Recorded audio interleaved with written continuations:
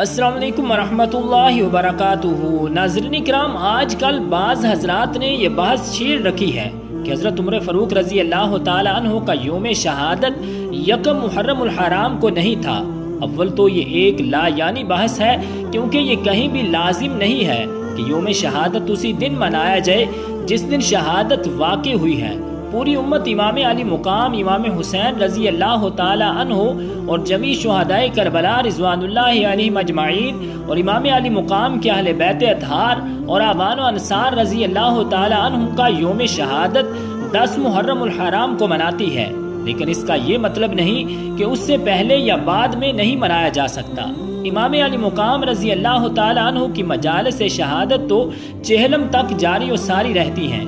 میلاد النبی صلی اللہ علیہ وآلہ وسلم کی مجالس سارا سال جاری رہتی ہیں۔ نیز ایسے تاریخی شواہد بکثرت دستیاب ہیں کہ ابو لؤلؤ فیروز مجوسی نے آپ رضی اللہ تعالی عنہ کو زہر آلود 2 داری خنجر سے ذوالحجہ کے آخری ایام میں فجر کی نماز پڑھاتے ہوئے زخمی کیا، اور اسی کے نتیجے میں آپ کی شہادت یکم محرم الحرام کو واقع ہوئی اور آپ کی تدفین عمل میں آئی۔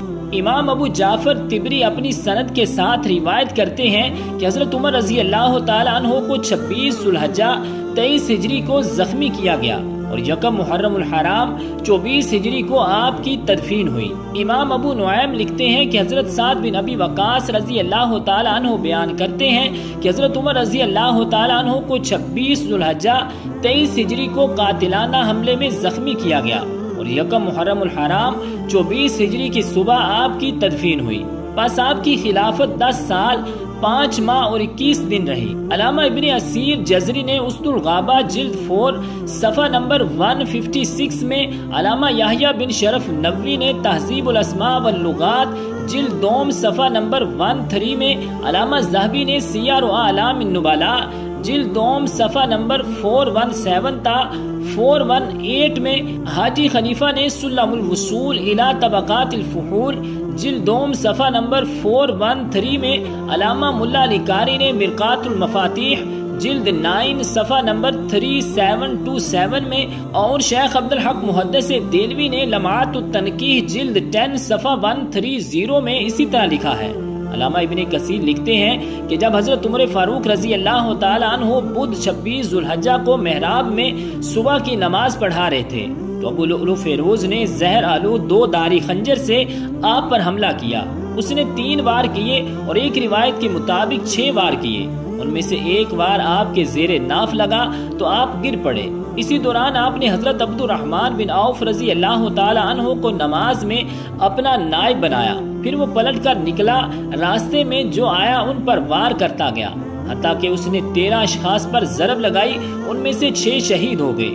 فیروز اصلاً ایرانی تھا۔ پھر حضرت عبداللہ بن عوف رضی اللہ تعالی عنہ نے اس پر کمبل ڈالا تو اس ملعون نے خودکشی کر لی۔ حضرت عمر رضی اللہ تعالی عنہ کو اٹھا کر ان کے گھر لے جایا گیا، ان کے زخم سے خون بہہ رہا تھا۔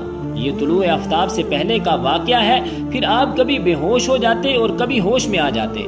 جب ہوش میں آتے تو آپ کو نماز یاد دلائی جاتی، وہ کہتے ہاں جو نماز چھوڑ دے اس کا اسلام میں کوئی حصہ نہیں ہے، پھر اپنے وقت پر نماز پڑھتے۔ انہوں نے پوچھا انہیں کس نے قتل کیا ہے؟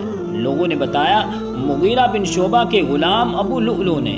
تو انہوں نے اللہ کا شکر ادا کیا کہ میری موت کسی مسلمان کے ہاتھ سے نہیں ہوئی۔ پھر کہا اللہ اس کا برا کرے، ہم نے تو اسے اچھی بات کا حکم دیا تھا۔ مغیرہ بن شعبہ نے اس کے ذمے 2 درہم یومیہ لگائے تھے۔ پھر انہوں نے حضرت عمر رضی اللہ تعالی عنہ سے پوچھا کیا میں اس کے محصول میں اضافہ کر دوں، کیونکہ وہ کارپینٹر ہے، نقش و نگار کرتا ہے، لوہار ہے۔ تو انہوں نے اس کا محصول 100 درہم ماہانہ کر دیا اور اس سے کہا مجھے پتا چلا ہے کہ تم بہت اچھا کام کرتے ہو، تم ہوائی چکی بناتے ہو۔ ابو لؤلؤ نے کہا میں ضرور آپ کے لیے ایک ایسی چکی بناؤں گا کہ لوگ مشرق و مغرب میں اس کا ذکر کریں گے۔ یہ منگل کی شام کا واقعہ ہے اور بدھ 26 ذوالحجہ کی صبح اس نے آپ کو خنجر گھونپ دیا۔ پھر حضرت عمر رضی اللہ تعالی عنہ نے اپنا جانشین منتخب کرنے کے لیے ایسے 6 اصحاب پر مشتمل کمیٹی بنائی کہ رسول اللہ صلی اللہ علیہ وآلہ وسلم اپنی وفات تک ان سے راضی تھے، اور وہ تھے حضرت عثمان، حضرت علی، حضرت طلحہ، حضرت زبیر، عبد الرحمن بن عوف اور سعد بن ابی وقاص رضی اللہ تعالی عنہم۔ علامہ شبلی نعمانی لکھتے ہیں کہ حضرت عمر رضی اللہ تعالی عنہ کا 3 دن بعد انتقال ہوا اور محرم کی پہلی تاریخ ہفتہ کے دن مدفون ہوئے۔ نماز جنازہ حضرت صہیب رضی اللہ تعالی عنہ نے پڑھائی۔ حضرت عبد الرحمن بن عوف، حضرت علی، حضرت عثمان، حضرت طلحہ، سعد بن ابی وقاص رضی اللہ تعالی عنہم نے قبر میں اتارا اور وہ آفتاب عالم خاک میں چھپ گیا۔ ایک مصنف نے لکھا ہے کہ قاتل کا خنجر سینہ عمر میں نہیں بلکہ قلب کائنات میں پیوست ہو گیا۔ حضرت عمر رضی اللہ تعالی عنہ کو ہمیشہ شہادت کی آرزو رہتی تھی۔ حدیث پاک میں ہے کہ حضرت عمر رضی اللہ تعالی عنہ نے یہ دعا کی، اے اللہ مجھے اپنے راستے میں شہادت اور دیار رسول میں موت عطا فرما۔ تو رب ذوالجلال کی بارگاہ اقدس میں دعا ہے کہ خالق کائنات ہمیں نبی کریم صلی اللہ علیہ وآلہ وسلم کے تمام صحابہ سے محبت کی توفیق اور ہمت عطا فرمائے، آمین بجاہ النبی الکریم الامین۔